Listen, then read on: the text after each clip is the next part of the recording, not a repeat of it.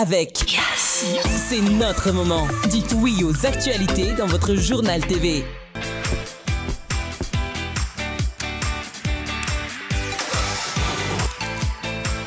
De beaux projets pour des budgets serrés. Batimax, le partenaire des bons plans. Batimax, la qualité au meilleur prix. Manulcianoni vaovao.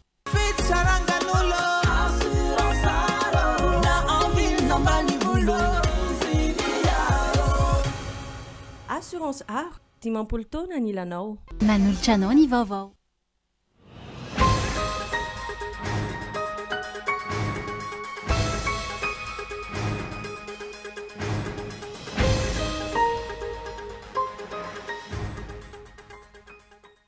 Maro amin'ireo tetikasana amin'ny mpanantenana ny vahoaka nojo vita ary izay efa vita ka nanaovana fety sy notokanana amin'janona fotsiny tsy misy miasa araka ny nametrahana azy sy rano tsikaritra amin'izao fotoana izao.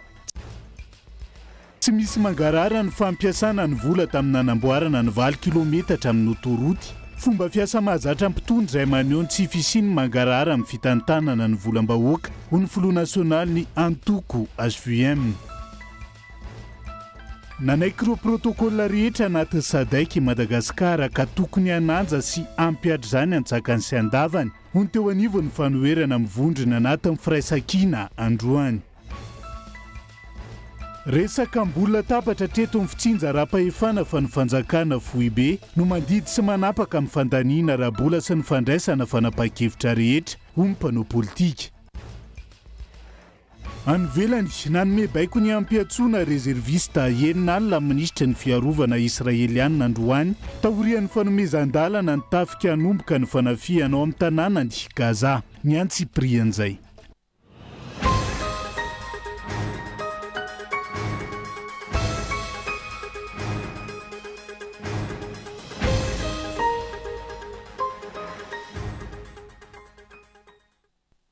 Ngadondrainy amin'ny valoralina fotoanan'ny fampalalamba avao eto amin'ny vitalavitra kolo atena ny araba ato amin'ny kilasy tongovavy manasa anao ihany koa anaraka ny antsiprian'izay mialohany idirantsika ao anatiny votoatom-baovao ho resantsika vetivety ny makasika ny synode lehibe ny FJKM izay tanterahana ny taolany aro amin'izao fotoana izao. Voafidy ireo mpiandraikitra Foibe miisa 100 hiasa mandritra ny tao-piasana 520 hatramin'ny taona 720 raha ny vaovao ny voaka ny ariva teo isan'ny andrasana ao anatin'izay ny anaran'izay ho filohany FJKM eto Madagasikara ihany koa. Hoezantsika ho tanterina ato anatin'ny fampalalamba avao rehefa aveo ny makasika izay famatoa an-datsoratra avy hatrany. Maro amin'ireo tetikasana amin'ny mpanantenana ny vahoaka nojo vita ary izay efa vita ka nanaovana fety sy notokanana mijanona fotsiny tsy miasa araka ny tokony ho izy amin'izao fotoana izao. Na ilay branchement mora natao hamana ny olana delestazy azy miteraka olana eny anivon'ny fiarahamonina indray raha ny tsikaritra amin'izao fotoana izao matoa an-datsoratra. Ny taona 2024 voalaza fa tokantrano marefo manodidina ny 5 alina sy 2 hetsy no hisitraka ny tetikasa branchement mora. Nambara tamin'izany fotoana fa tsy ilaina intsony ny permis de construire fa tokantrano manana adresy mazava dia efa afaka misitraka izany. Na indraindra ny any rajoelina tamin'izany fotoana fa tsy maintsy mandroso isika ary miady mafy tsy maintsy horesintsika io delestage io. Nirosoana ny tetikasa ary mbola mitohy hatramin'izao fotoana saingy nisy ireo nahita fomba hafa anaovana fera sy fitadiavam-bola. Ny eto Antananarivo renivohitra manokana raha ny loharanom-baovao azo maro tamin'ireo tokantrano nahazo indromiataona ka natonga ny tompona andraikitra eo anivon'ny fokotany sasany ivarotra izany amin'ny vidiny 5 alina ariary ka misy kopaka isasahana amin'ny piasan'ny fokotany nahitany sera sy ny piasan'ny jirama midina ifotony ametraka ilay branchement mora. Nisy ary maro no nametraka fitoriana eo anatrehan'izany indrindra ireo tsy nisitraka ilay branchement mora. Ankehitriny raha ny loharanom-baovao azo maro amin'ireo piasan'ny fokotany eto Antananarivo renivohitra no efa voasambotra ary maro ireo mitsoka tsy sahy matory ao an-trano noho izay tahotra fisamborana izay. Famahana ny olana delestage no tanjona fanenjena sy fisamborana ny vokatra azo ary ny delestage natao ho foanana miamahazo vahana andro manalina. Tsy magagy izany amin'izao fitorana rajoelina izao hoy ny fanehoan-kevitry ny maro. Antony raha nisy ny finiavana mahany olana delestage tokony efa nirosoana hatrany am-boalohany ny fanamboarana ilay tetikasa sahofika sivolobe. Tokony ho nitanterahn-drajoelina ihany koa ny fampanantenana nomeny ampitombo avy roeny ny famokarana herinaratra eto amintsika tamin'ny fampelezan-kevitra ny taona 2024. Fampitomboana herinaratra izay mitovy amin'ny fampanantenana rehetra nomeny tamin'ny vahoaka malagasy saingy tsy misy tanteraka ny ankamarony. Ohatra amin'izany ny orinasa gasikara, ny Willery ao Bongolava, ny flyover, ny pipeline ny atsimon'ny nosy, ny hôpitaly, CSB sy ny Odof isaky ny distrika. Aiza ho aiza amin'izao fotoana ilay usine namokatra etanol izay atao goavana aty Afrika nametrahana vato fototra ny volana Martsa 2024 tao Ambelobe. Vato fototra iray sisa no hita raha ny fanazavan'ny mponina. Aiza ho aiza ilay usine famokarana simenitra ao Mahajanga izay atao goavana indrindra aty Afrika efa nametrahana makety tsy misy toazy. Ireo nampanantenaina tsy vita ary izay efa vita ka nanaovana fety sy notokanana mijanona fotsiny tsy miasa araka ny nametrahana azy. Ohatra amin'izany ilay Nutrisud ao Taolagnaro izay nitokanana ny volana Oktobra 2024. Mpiambina ny trano na gardien sisa no mijoro. Orinasa izay voalaza fa hamokatra fonosana fanampin-tsakafo ara-pahasalamana 900 taonina isa-taona iadina amin'ny tsy fandarin-tsakafo any atsimon'ny nosy. Tamin'ny fotoana nitokanana ilay usine lano champion de la nutrition aty Afrika Andry Rajoelina ny ampy ilay fananganany ny tetikasa titre vert izay tsy fantatra intsony ny toyny amin'izao fotoana. Ambety tenin'ny mpitondra matetika amin'ireny tetikasa samihafa ireny ny hoe efa vita ny étude. Fanontaniana mipetraka manoloana izany, iza no nanao ny étude? Inona marina kokoa fa tsy ny manam-pahaizana malagasy, tsy ireo tena teknisianina malagasy ary tsy ireo mpampianatra mpikaroka ihany koa satria ny mpitondra fanjakana aza nilaza tamin'ny alalan'ilay mpitondra teny fa tsy misy profesora malagasy mahintsony ankehitriny ka ahoana no akana hevitra amin'izy ireo. Aiza ho aiza ny mahakasika an'ireo fampanantenana maro nataony Andry Rajoelina tamin'ny filatsahako vidiny ireny raha nisongadina tao anatin'izay matoa andatsoratra izay fa aiza ho aiza ihany koa ny mangarara mikasika ny fanamboarany ny 20 kilometatra tamin'ny autoroute mampitohy Antananarivo sy Toamasina izay notokanana tamin'ny fomba ofisialy iny. Hatreto tsy mbola nanao tatitra tamin'ny vahoaka mikasika ny volana ampiasaina mpitondra fanjakana. Tranga izay maneho ny tsy fisiany mangarara indrindra amin'ny fitantanana ny volam-bahoaka eto amin'ny firenena. Daniela Minorsonu mitatra ny Antsiprian'izay. Vitin'ny fitokanana ilay 20 kilometatra tamin'ny ilay lalambe Mikotana izay mampitohy Antananarivo Toamasina. Mbola manjavozavo kosa hatreto ny mangarara mikasika ny fanamboarana ity tetikasa ity. Avy aiza ny loharanom-bola nanaovana izany? Voafaritra anatin'ny lalàna mifehy teti-bolam-panjakana ve? Ohatrina ihany koa ny teti-bitiny ity autoroute mirefy 20 kilometatra ity.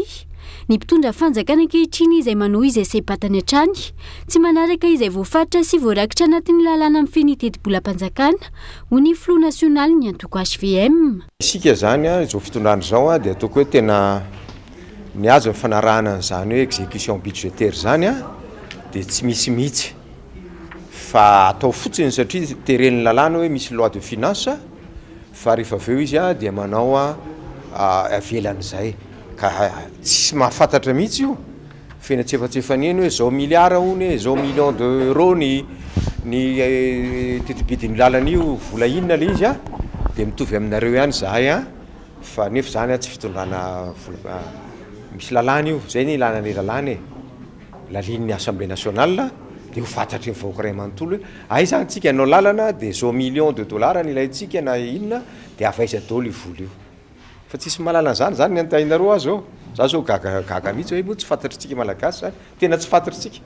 fantatritsika le izy fa dia rehefa na ny loi de règlement ary moa tsy tara firy taona zao nefa zany mba afantarana hoe nanahoana moa zany fanantanterahana an'ilay loi de finance zay ny laliana ireo solotena ny vahoaka ireo tsy mahafantatra zany tsika zany ny hoe tena tsy ao anatin'ny bonne gouvernance mihitsy tsika tsy ao anatin'ny état de droit mihitsy isika fa tsy hoe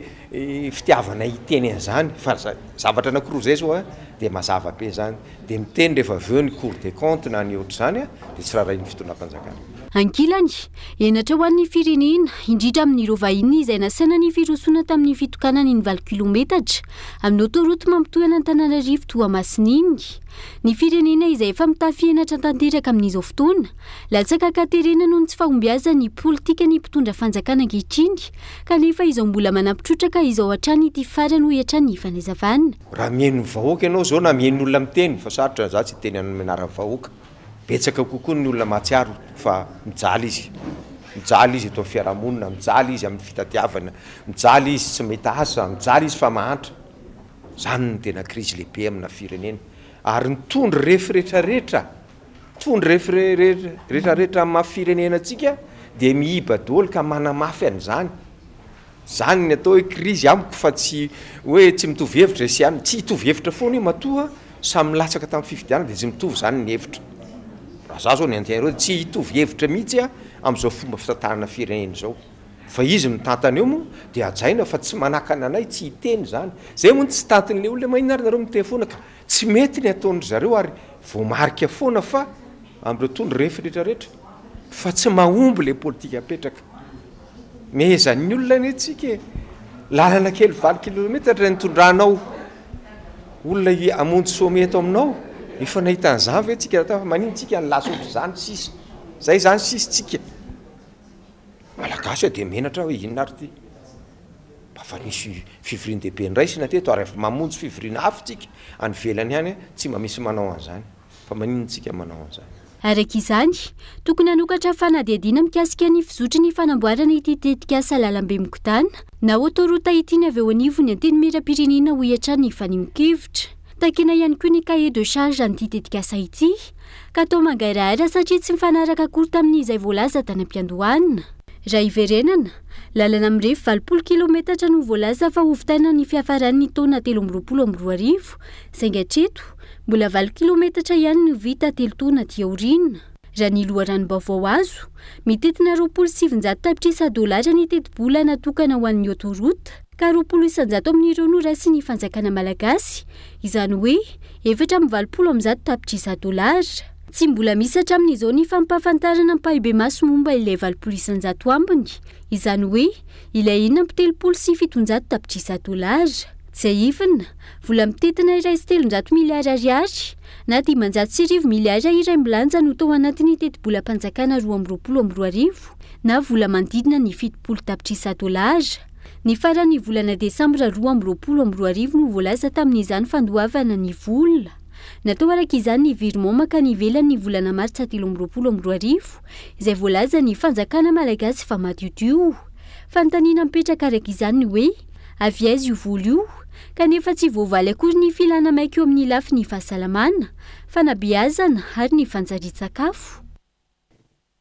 Zay no mikasika ny 20 kilometatra ny autoroute mampitohy Antananarivo sy Toamasina eny. Fa mpianatra 10 no voasambotra tany Toamasina rehefa nidina an-dalambe. Saza miantona heritaona ho an'ireo mpanohitra ny tetikasa Base Toliara. Tsy azo ataony manao famirim-bahoaka eto Antananarivo. Raha izay ireo nampindramina ny fahefana no manakana ny demokrasia sy ny fahalalahana maneho hevitra eto amintsika ka tsy mampisy ny fitoniana eto amin'ny firenena ho ny mpanao politika nanaovana fanadihadiana.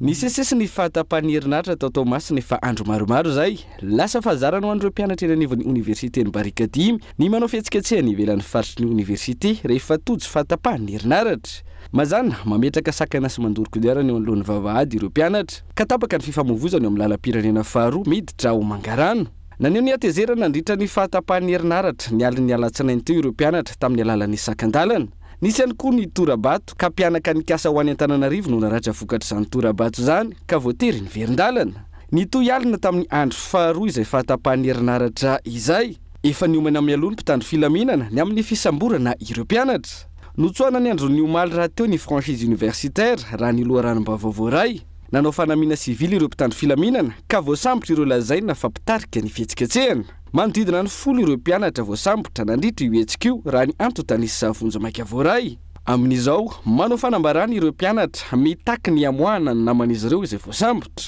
Olana eto amintsika ny tsy famelana ny olona aneo hevitra ankalalahana ka mahatonga ny trangana herisetra sy tranga tsy ampozina ho ny fanikevitry ny mpanao politika. omaly nitsanga tany Tomasina fa manerana nosy io ary saika isan'andro ny fanitsakitsahany ireo nampindramina ny fahefana ny demokrasia raha tsy hitanisy afa-tsy ny eto Antananarivo Majanga sy Toliara. Matoa ny préfet polisy manao izany fandarana izany dia tsy maintsy avy amin'ny lehibe zany avy amin'ny lehibe zany hoe ny premier ministre sy ny sampana ao anivon'ny primature zany no afaka manao an'izany. Amiko ataontsika hoe fanampara-pahefana diso tafahoatra loatra raha ohatra sakananao ny olona ny aneo ny hevitra, sakananao ny olona ny ivory, aleo ny olona ny anao ny heviny, zay ny fototra ijoron'le firenentsika dia ny fahalalana ary zay no tenenina foana hoe misy ny fahalalana amin'ny fanehoan-kevitra ka raha misy ny fahalalana amin'ny fanehoan-kevitra aleo ny olona maneho hevitra any zavatra hitany fa tsy rarina tsy mety na zavatra hitany ihany koa. Misy hoe ny fanehoan-kevitra koa ny fomba ny fitondrany, misy ihany koa ny miteny ny zavatra mety eo amin'izany zavatra. Ampiarina sy iainana ny demokrasia fa tsy atao an-taratasy ho iatrany ny fanazavana. Ny firenena rehetra mandala izay demokrasia izay manome sehatra hatrany ny fanehoan-kevitra na andalam-be io na amin'ny endriny hafa, ohatra amin'izany ny tany Alaska faranteo. Hitantsika zao vao tsy ela teo ny fionan'ny filoham-pirenena Amerikana sy filoham-pirenena Rosiana tany Alaska, nisy ny mitondra pankarta mihitsy tsy maneho hevitra tsy anekely an'izany fionan'izany eo amin'le faritra eo amin'ny ao Alaska. Hitantsika zany zavatra rehetrarehetra zany ny fototra iorenan'ny demokrasia ahafahan'ny tsirairay maneho hevitra fa tsy hitondra mikorotana akory zany zavatra zany ka atahorana hoe isy débordement na zavatra ohatr'izany eo le force de l'autre afaka manitsy an'izany débordement sy ny karazan'izany fa fanakarana ny olona aneho hevitra dia olana fototra lehibe ijoroan'le firenena amin'ny tany-tandalana ohatrany eo amin'ny firenentsika zany. Droit universel izy io iraisan'izao tontolo zao ary anisan'izany droit universel zany anisan'ny manaraka zany i Madagasikara. Fezina amin'ny endriny rehetra amin'izao ny fanehoan-kevitra ary hiaran'ny tsindry sy raha-matahora na mivantana na ankolaka ireo rehetra mitsikera ny fitondrana eto amintsika. Tsy misy mahazo manao hetsika andalam-be ary na ilay tambazotra tserasera lazay ny préfet de police n'Antananarivo fa toerana anehoan-kevitra azy maro ihany koa ireo voatampom-bava toy ny zavatra rehetra nefa rehefa voafehy loatra ny fotoana hipoahany matetika no tsy ampozina ka tokony ahiakalesina ny mpitondra.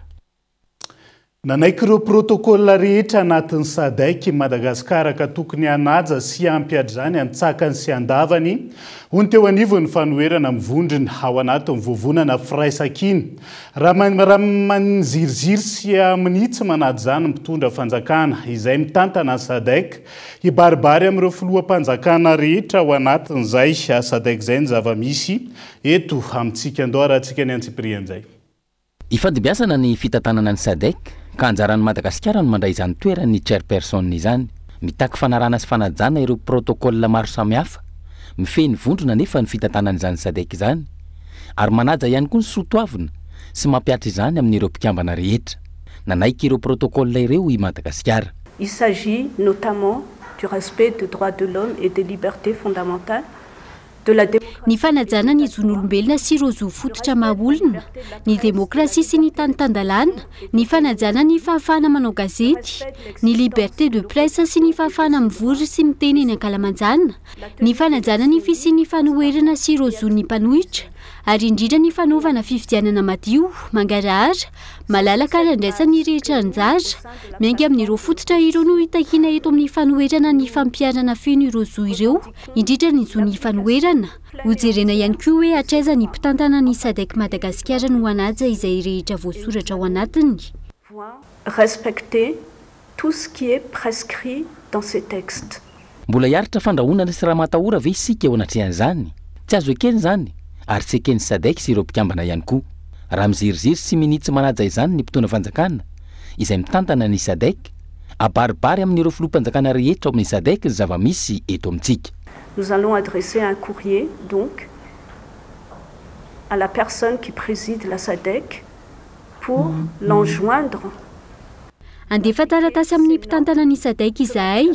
iantso azy hampiatra ireo fepetra-takiana izay nisoniavy ny Madagasikara ka nakatoavy ny firenena. Amarana anazy ny plateforma firaisankina dia manana zo feno tanteraka ankehitriny ary roso amin'ny fanehoana fa mampanohitra dia mananjo itiny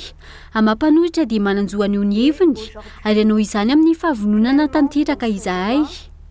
Elle a le droit d'exprimer ses positions et qu'elle entend le faire avec détermination. Tsy anaiky intsony ireo faneriterena sy ireo fampitahorana samihafa araka izany ny mpanohitra mivondrona ao anatin'ny firaisan-kinina. Ny mbola fanaovana izany ka andavana ny zon'ny mpanohitra dia fandikana tsotra izao ireo protokôla nosoniavin'ny Madagasikara ireo. Tontolon'ny fividianana vetivety mitaky ny anatanterahana ny fividianana komunaly amin'ireo komuna mbola tsy misy be ny tanàna ny KMF Konoe fa nabeazana olo-pirenena mitaky ihany koa ny amoana ny volavolana tety andro amin'ny famerenan'ireo fividianana komunaly amin'ny ampahany isiany mangarahara amin'ny fividianana ny loholona vaovao ny KMF Konoe sy ampitovy zo ireo mpandray anjara amin'ny fividianana. Ndao rahantsika ny fanadihadiana mikasika izay. Mahery ny folo ireo komina tsy manana be ny tanàna voafidy antony ny fifanolalana ara-pividianana sy ny fahafatesan'ireo be ny tanàna amperinasa izay nisesy tato ato. Ankilan'izay miazakazaka ny seni amin'ny fiomanana ny fanatanterana ny fividianana olona nanambarany avy eo anivon'ny KMF Konoe fanabeazana olo-pirenena androany fa ny fividianana kominaly no tokony masona mialohan'izany mba hampangarahara sy ampivohitra ny safidim-bahoaka marina fa indrindra raha manajamarina ny fenitra ara-demokratika ny firenena. Izahay dia mitaky ny amoana ny ataontsika na hoe ikarakarana fividianana ho an'ireo commune izay mbola niverina ny fividianana na manana mera lasa korazany. Ohatra hoe amin'ireo be ny tanàna izay nodimandry ny district izay manana andraikitra amin'izany dia andao atao faran'izay aingana le izy ny any amin'ny conseil d'état izay manana andraikitra lehibe ny amin'ny tokony amoana an'ireo didi-pitsarana mahakasika ny fanolanana any dia avoay araka izay aingana le izy mba samy andraindraikitra ny amin'izay ny be sy ny maro mba teneny ryseny oviana ny tolo-kevitra reo oviana le tolo-kevitra reo nalefanareo tany amin'ny gouvernemanta aoka mba tsy hisy tsony ilay fombafomba fanao izay mahamenatra eto amin'ny firenena mikasika ny fividiana sénatorialy dia ny fanafitondrana ireo mpifidy vaventy hoidiny anatin'ny chambre anankiray na hôtely lehibe anankiray dia ny fitaterana azy avy any zay tenentsika hoe fomba fanao tsy mety dia ianareo mpifidy vaventy koa mba menatra raha fa mba hidin'olona any mba mitenena hoe tsy mendrika anay zao ohatran'izay zany no atao hoe fitakina izay atao mahakasika ny fividianana. Mariky ny fanitsakitsana sy fanalana n'izao fototra ananany komina iray anitsy fanomezana azy fahafahana amin'ny fividianana senatorialy raha ny fanazavana hatrany. Mazava nge le resaka ina moa natonga ny lalàna nametraka hoe ny be ny tanàna sy ny mpanolotsaina no mpifidy vaventy ao anatiny. Midika nge zany hoe ireto olona ho fidiana reto nge ka olona anandraikitra lehibe ao amin'ireo olona mifidy azy reo. Ahoana moa no mitovy amin'ny olo-pirenena tsy avela ifidy nge zany tsy avela ifidy le olo-pirenena nefa le olona lany eo dia ho an'ny firenena manontolo. Ka ohatran'izany ihany koa le izy hoe ny commune zay ohatrany hoe tsy ho afaka ifidy no ny antony tsy miankina aminy dia ohatrany hoe commune Verzo nefa le olona ho fidinya olona hanampy azy everinay fa zo fototra voahitsaka zany zay zany ny olana ao anatin'le izy fa ny fividianana azo atao foana. Eritoana Tiorina tsy mbola tanteraka ny fividianana kominaly amin'ny ampany tombana ny mpanara-baovao kajikasy politika akana ny maro aniseho anivon'ny antenimieran-dolona araka izany ny fitavozavizany ny fanjakana amin'ny fanatanterana fividianana kominaly tsy mbola misy be ny tanàna io. Dia izay ihany koa no hoentsika misendy vetivety ao anaty doka fohy mbola horesahany eo rehefa avy eo mahakasika ny fitsinja ara-pahefana eto Madagasikara aiza ho aiza ny mikasika an'izay io ihany koa ny firongatry ny haromontana anontolo ihara amin'izao fotoana izao maro ireo tratrany kaikitra alika kanefa tsy mbola misy ny fitsaboana araka ny tokony ho izy mikasika izay ao anatin'ny tapany faharoa ny fampalalam-baovao no anarahantsika ny antsiprian'izay aza misaraka aminay ary.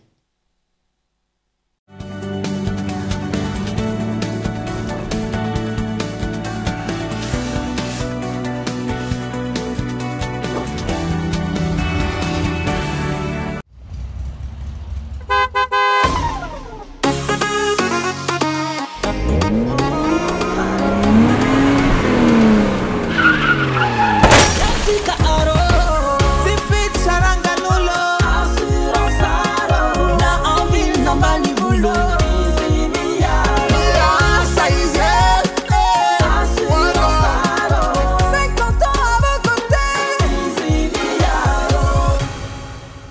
assurance art 10 taona ny ilanao. Norman Life miaraka amin'ny asa vaovao be ewa midira amin'ny tontolo feno tombotsoa ifandraisana tsy tapaka amin'ny fianaka amin'ny sanila misy event promo smartphone cadeau bonus tombotsoa avy amin'ireo mpiara-miasa aminay fiofanana manokana sy ny sisy midira team ewa ao amin'ny dièse 111 étoile 2 étoile 1 dièse ewa tero amin'izay wa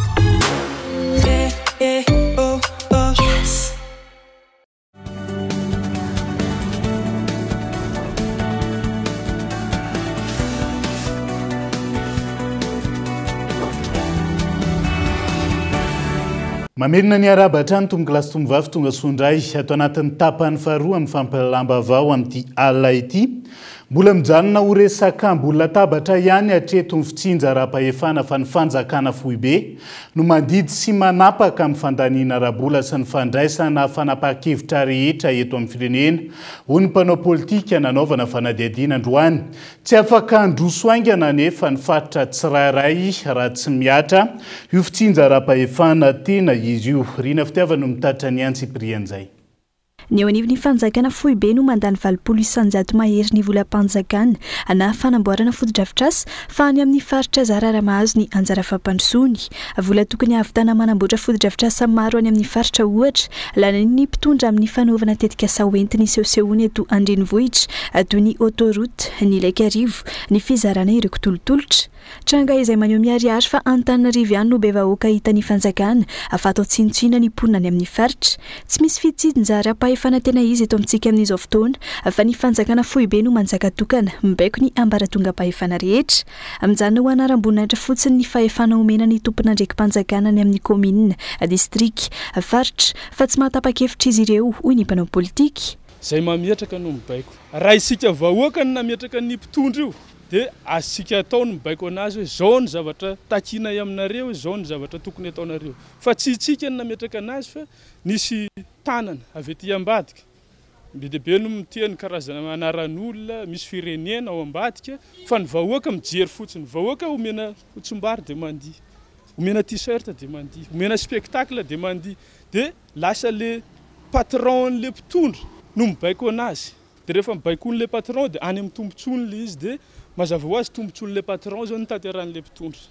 dia zay ny tsy afana mampiatra lizy mihitsy ny condition voalohany aloha dia zao efa tonga saina ve ny voakahoaka androany ametraka mpitondra izy fa raha vonona ny vahoaka ametraka mpitondra dia azo tanterana zany fa hatreto aloha mbola nofinofy le izy tsy Antananarivo irery akory i Madagasikara fa misy vahoaka sahirana mila fampandrosoana ihany koa any amin'ireo faritra maro manerana nosy tokony hiainga ny fotony fanapahan-kevitra raisina ifanaraka amin'ny filan'ny ponina ny vahaolana apetraka na tetika samboarana raha tiana ny hanafaingana ny asa fampandrosoana any amin'ny ifotony mihitsy zany any amin'ny commune misy le conseil communal ohatra dia manapaka ry zareo hoe tiany besoinay ohatra hoe ao amin'ny commune zao te hanamboatra tetezina zareo amin'ny fokotany anankiray dia andro zareo no mamoaka lalàna ny législatif na ny conseil communal dia iny lalàna iny hoe no ampiariny maire avy eo mila mitady ny cohésion nationale itsika zany hoe tena hoe firaisan-kina ampirenena ny sehatra rehetrarehetra zany mila mirahina aloha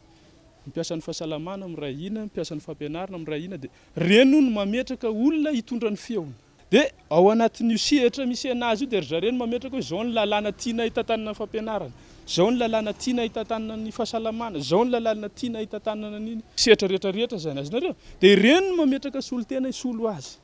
zay izy vao azy tanterana zany zavatra resana re zany tsy manana finiavana politika ampiatra ny fitsinjara-pahefana tena izy ny fitondrana rajoelina atao anatin'ny fitotaona ny tantanany ankejay ny fanjakana fohibe avokoa ny volam-panjakana ka tsy afaka aleo tena ny faritra tsirairay ary atao anjorom-bala ny vahoakeny fotony manampitrotraka izay ny fanagazan'ny mpitondra ny etratrano sy ny tany tokony hofidiram-bola ny komina sahirana noho izany ankamaroan'ny komina tsy maleo tena ny faritra mbola lavitry ny fampandrosoany isika raha tsy ampiarana ny fitsinjara-pahefana tena izy manome vana ny isamparitra ara-pitantanana ara-bola ara-pamokarana manambahiny indray ny sampana fampalalamba avao amin'ny tiality dia tsy iza fandre matora zafy mandihy misitraka taleny varotra sy ny serasera eo anivony vatel Madagasikara miarabanao tonga soa ato anatin'ny fampalalamba avao amin'ny tiala ity misy ny varavarana misokatra izay karakarainareo ny sabotsy fa 30 ny volana aogositra ho avy izao mialoha ny idirantsika ao anatin'izay tsara mpahafantarina ny mpanaraka ny fampalalamba avao ihany makasika an'izay vatel Madagasikara zay faly miarabanao iva dia faly miarabantsika rehetrarehetra isa-tokantrano any vatel Madagasikara moa dia sekoly ambony business school moa fiantsonanay zany dia ny tanjony sekoly anofana mpandraharaha na mpitantana orinasa zay ny tena tanjony fa miompana tanteraka anatin'ny fandraisam-bahiny sy ny fizahan-tany izahay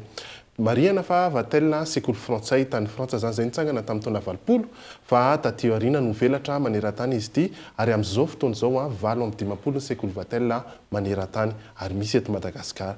dia Madagasikara 12 taona nisy anay dia manofana zany zay hatramin'izay na mpandraharaha na mpitantana orinasa manahoana ny makasika an'izay varavarana misokatra homaninareo ny sabotsy fa 30 ny volana aogositra ho avy izao zay fotoana mihitsy aloha zao fotoana ny tanteraka zao satria efa ho avy ny valym-baka nandeha moa zany fanadinana baccalauréat eo dia efa ivoaka tsy hoatsy ny valiny dia fotoana zao fisafidianana ny fianarana tokony atao tsara ho fantatritsika tanora fa ny safidina fianarana dia miankina amina facteur maromaro zany hoe misy fianarana ohatra zao tianao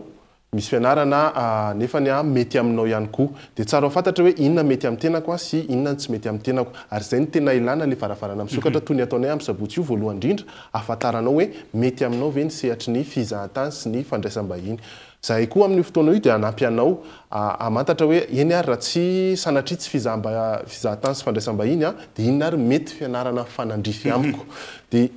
arakarak'izay koa ho ampiana ianao safidy hoe inona avy ny asa mety amin'ny tsiraray avy zay zao zavatra anankiray ho atao mandritry ny varavarana misokatra io fa akoatr'izay ihany koa ampafantatra izahay hoe ohatry ny ahoana ny vatel inona ny tolotra anananay na fianarana io raha resaka fianarana asa zafady na resaka stage moa zany le resako amin'le fianarana fizarana asa zafady dia io fizarana asa io misy eto Madagasikara misy any ivelany ka ao anatin'izay indrindra sitraka fanontaniana avy hatrany hoe inona zany mampiavaka ny vatel Madagasikara hoarina amin'ireo ataontsika hoe sekoly ambony na ivitoeram-panofanana ambony misy eto Madagasikara mikasika an'izay fizahan-tany sy trano fandraisam-bahiny zay mpianatra tena mahasamihafa anay amin'ny ankamaroan'ny sekoly dia voalohany indrindra ny anay tsy théorie ihany fa avy hatrany dia manao pratika ny mpianatra amin'ny taona voalohany izy dia efa manao asa avy hatrany ary ny traikefa avy any ivelany dia omenay mpianatra zay mahatonga ny hoe alefanay mpianatra mijery ny zava-misy sy mianatra ny zava-misy any ivelany mba ahafahany manaraka ny fenitra misy any ivelany baka totserive raisinareo avokoa sa manahoana misy karazana masotsivana critère amin'ny fandraisana an'ireo mpianatra mibaka rehetrarehetra dia raisinay baka malagasy na baka vahiny tsy mifidy série araka ny voalazanao teo tsisy fisafidiana série masotsivana dia tsotra ny zavinay dia tanora vonina sy manana motivation fanentanana farany atoboka dia manentana ny mpianatra rehetrarehetra zay avy nanalabaka na zay mbola mitady fianarana manentana ihany koa ny ray aman-dreny satria raha malala ny safidin'ny fianarana tsy ny mpianatra rehetra fa ray aman-dreny ihany koa dia miaraka mijery mpianatra manentana anareo zay ho avy amin'ny asabotsy fa 30 volana aogositra io manomboka amin'ny valomaraina moa ka hatramin'ny 4 ora hariva ny varavarana misokatra any aminay fa maro dia maro ny zavatra hitanao any misy lalao ihany koa any dia misy loka petape zarainay ihany koa arakarak'izay lalao ataonao io aiza moa le toerana eny mamory vato misy ny vatel amin'izao fotoana izao tsy misy tsony eny Ambatoroky efa mifindra tanteraka eny mamory vato ny vatel amin'izao fotoana izao ao amin'ny enceinte-ny la canadienne taloha moa zany io moa no raisinay dia nanangananay campus vaovao ankasitrany ianao raha zafy mandimby sitraka taleny varotra sy ny serasera eo anivany vatel Madagasikara tao anatin'izay fanazavana ny varavarana misokatra ho karakarainy vatel ny sabotsy fa 30 ny volana aogositra ho avy izao izay fanatomboka tamin'ny fomba ofisialy tao amin'ny katedraly Saint Joseph Ambanja ny 12 aogositra lasa teo ny fanokafana tamin'ny fomba ofisialy ny lasa nasionaly fanantenana 5 izay atao any Ambanja hatramin'ny 13 Aogositra ho avy izao. Tonga maro ireo solitena avy any amin'ny faritra sy ireo archidiocèse manerana Madagasikara ka maherin'ny 209 ireo mpandray anjara lasy izay natao hanampiny ireo mpikatroka iaina bebe kokoa ny finoana katolika amin'ny fomba skotisma, eo koa ny fanabeazana ho tanora vanina andray andraikitra ho an'ny tontolo iainana sy ny fiarahamonina. Andao arahantsika ny fanampanazavana mikasika izay. Ity lasy ity moa zany dia haritra 5 andro nanomboka tamin'ny 20 Aogositra ka hatramin'ny 20 Aogositra fa ny fandraisana moa zany dia ny 17 Aogositra ary ny fodiana fialana eto amin'ny toerana dia ny 13 Aogositra. Misitraka ny ity lasy ity dia ho an'ny ankizy, ho an'ireo ankizy vavy tovavy mpiasa tanatin'ny fikambanana dia ho an'ny sampana andriny ala izay zandry indrindra natao aminay antsoina hoe andriny ala, ireo ankizy emitaona ka hatramin'ny 9 taona, dia ny sampana maitso tantely ala 10 taona ka hatramin'ny 13 taona, ny sampana mena zandriny vaindanitra 14 taona ka hatramin'ny 11 taona, ary ny sampana mena zokiny afo 17 taona ka hatramin'ny 20 taona. Ka tena natokana manontolo ho lasy sampana ity lasy nasionaly ity hibeazana ireo anabeazana sy hibeazana ireo ankizy ato anatin'ny fikambananay, dia tena natao andry zareo ilay lasy fanantenana 20 sy 20. Raha ny vaovao farany mikasika an'ilay synôda lehibe ny FJKM manontolo any aro amin'izao fotoana izao, mbola tsy fantatra hatreto ny ora ivoahan'ny anaran'izay ho filohan'ny FJKM vaovao. Mbola anatin'ny fivoriana mikatotra ny tanteraka ireo synôdista ankehitriny,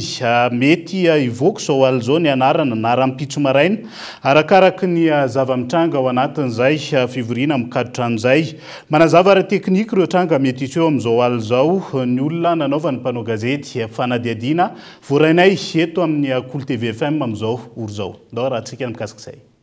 Amin'izao fotoana izao dia manao fivoriana mikatotrano am-piangonana izy 100 mianadahy zany mifidy ny ho filohan'ny mpiandraikitra foibe sady filohan'ny FJKM. Mifidy an'izay izy dia raha misy laniny dia le olona laniny mpiandraikitra foibe iny zany no entina makao amin'ny fivoriam-be mba ho fidiny zareny ankatoaviny le olona atolotry ny mpiandraikitra foibe iny. Dia iny olona atolotry ny mpiandraikitra foibe ho ankatoavina ao amin'ny fivoriam-be ny synôda indray dia tsy maintsy mahazo ny roapatelo ny vaton'ny mpifidy. Raha sanatria ka tsy mahazo roapatelo izy dia miverina mifidy olon-kafandray ny mpiandraikitra foibe dia tahaka amin'teo ampakarina makao amin'ny fivoriam-ben'ny synôda dia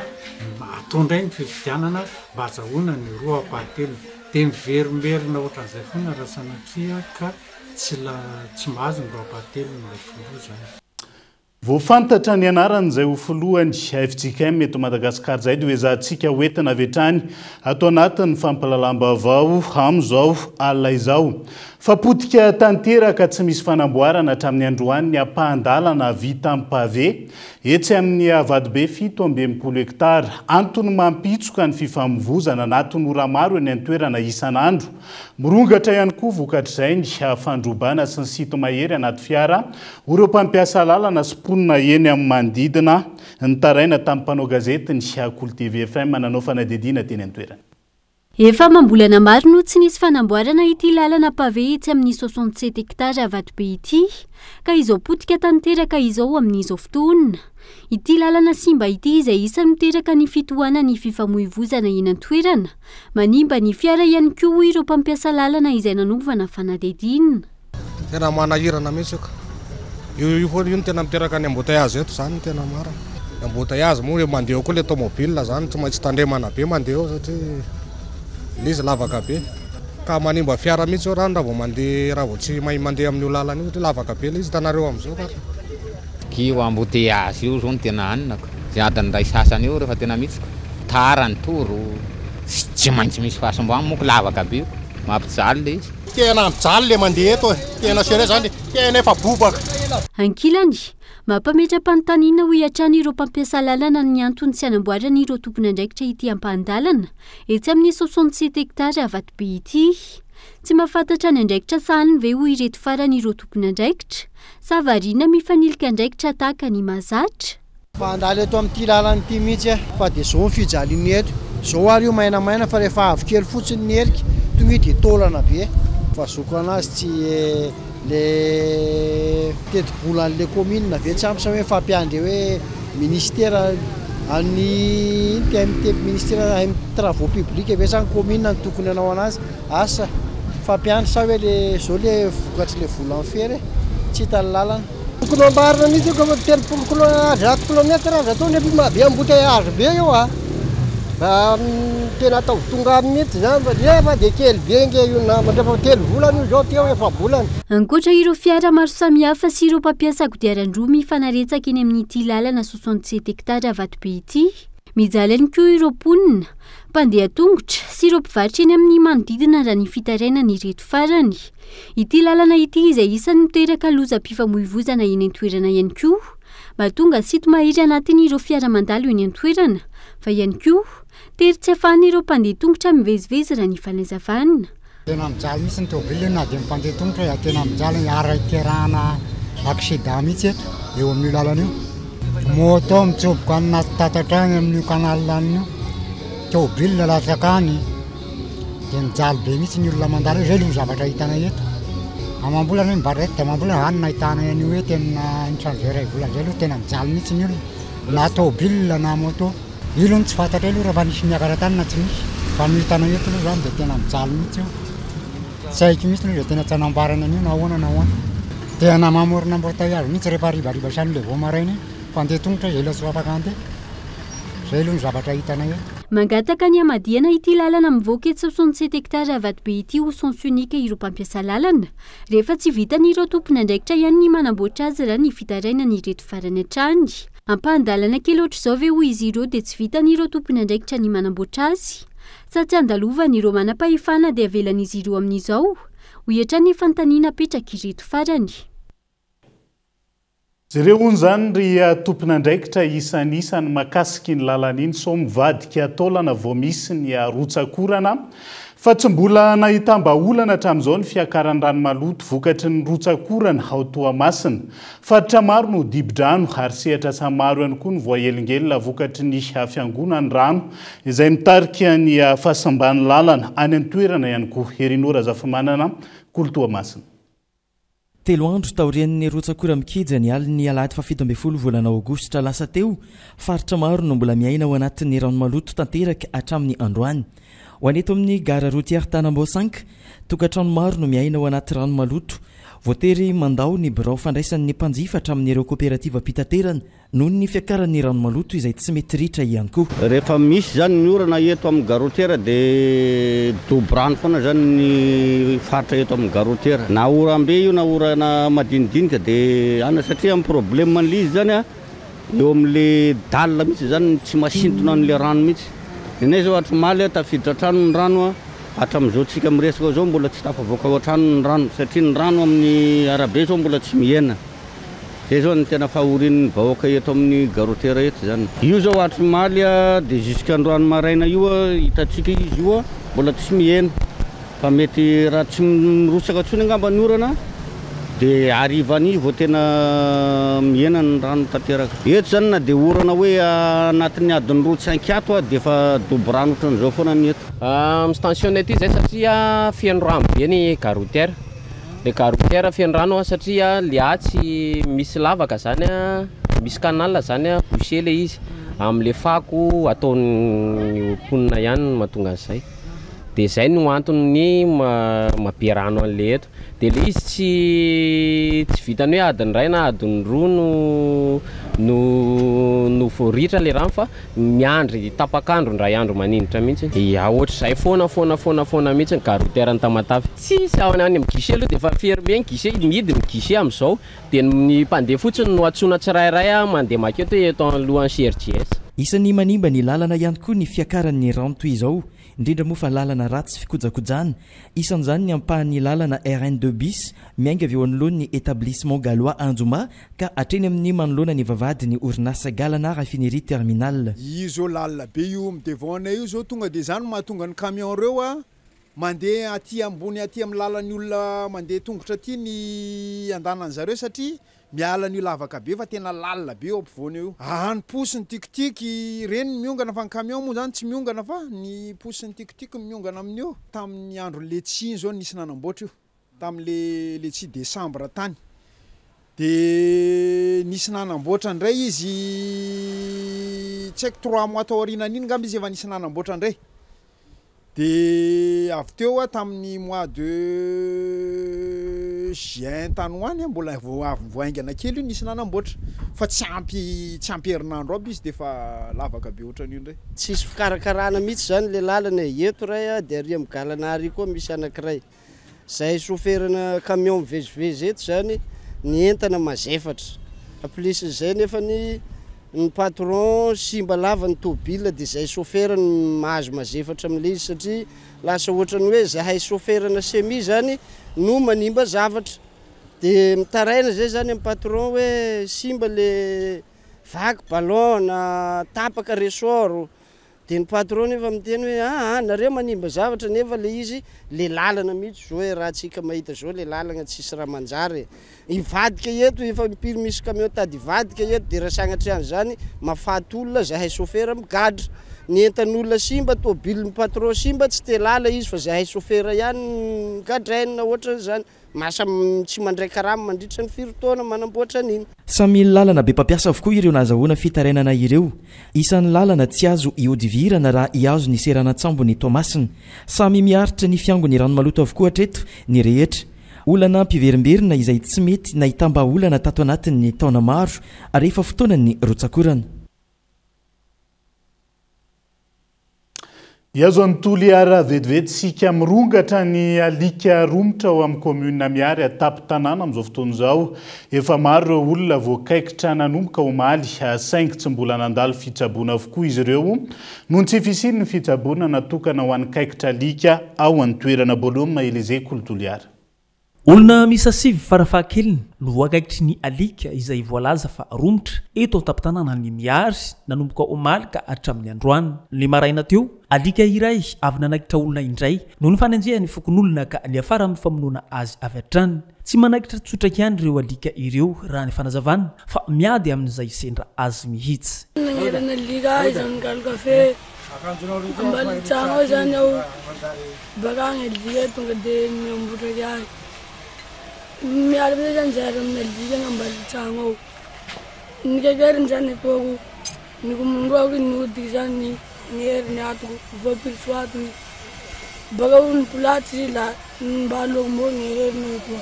atua sabe ntana tutelo mo teori tunda tan flamina setia mizandar maneko ari tunda bas zany hon tiftan le alika satia fa maromaro no ngeri tamaraina tone mbola nanaiky teke zay atuna lenjano loazio fala raha tsy nagnehitsy zany tsy ni hay hoe ino le alika fa tonga de nanaiky tsolo mandeha zany de taitra ny olo zany de nanarombaka azy zay nahafaty an'le alika. Atreto olona iray ihany no nanantona tobim-pahasalamana eto Miary hatramin'ny fotoana nanaovana ny fanadihadiana. Fitsaboana vonjimaika ihany nefa no afaka sitran'ireo izay voakaikitra raha ny fanazavana. Tsy nandalo tetoa ty ankamaroany fa nisy raiky ny maraiky teo nandalo tetoa fa ty fandraisan-tanananay ato de manao soin d'urgence manjay azy amin'ny fitsaboa maika avao zany zahay le mandefa azy an-dôpitaly be fa any misy fandraisana an-tanana bebe kokoa mikasiky haromota fa izay no atahora mihitsy ny biby zay. Samy nanamafy ny tokony handraisan'ireo tompon'andraikitra fepetra manoloana izao tranga izao ireo ray aman-dreny eto Miary. Satria zaho ambarako anao fa nahita aho olo hoe nihanina alika fa tsy tognonoko. Raiky herinandro maty, raiky vola raiky maty. Donc raha reo manahira satria mitsipoizy fahitako azy. Ka io amizay zany mba mangataka anareo nereo mpanao gazety ko avinareo raha toy amanam-pahefahagna. Ary vonjey olo reo, vonjey anakireo, vonjey longo reo. Ka ingatsika ela fa raha reo mahafaty ny fahizako azy. Angatana zay mba olo reo atao vaksiny. Tsaboa olo arahy maso olo reo. Tam taloha raha tsy diso aho ireo mpiasan'ny vétérinaire reo dia nandeha namono regny alika mirenireny regny fa amizao zany tsy misy izay voatery mitombo isa reo alika reo dia lasa romotra zany mirenireny analy eny ka manao antso avo zany zahay amin'ny fitondram-panjakana mba tokony mba hijery akaiky amireo famonoana alika mirenireny reo fa manjary hanimba ny vahoaka madinika toy indrindra fa presque zany zaza madinika iaby ireo voakaikitra reo tranga mitarika amin'ny fahafatesana ny kaikitra vokatry ny haromontana ka antenaina fa samy handray ny andraiky ny tsirairay mba tsy hitatra any amin'ny toeran-kafa izay ihany koa no entsika manakatona ny fampalalam-baovao ankasitrana trany ianao nanarak'izay hatramin'ny farany mandra-pitafa ho amin'ny raha mipitso indray ary tombo kilasy tombo vavy veloma tompoko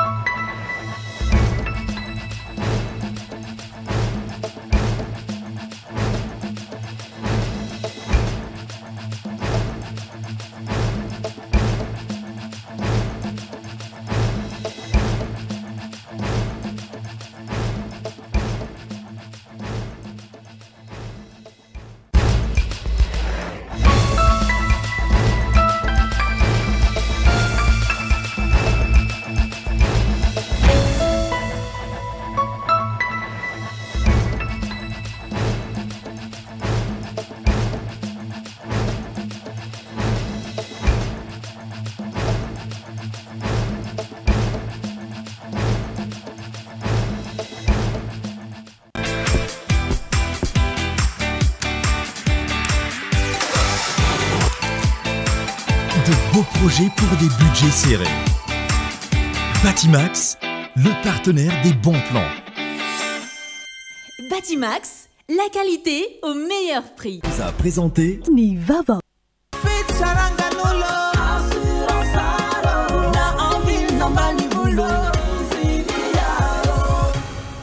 Assurance Art, Timampolto Nanilanao. Ça a présenté Nivava. Avec Yassi, c'est notre moment. Dites oui aux actualités dans votre journal TV.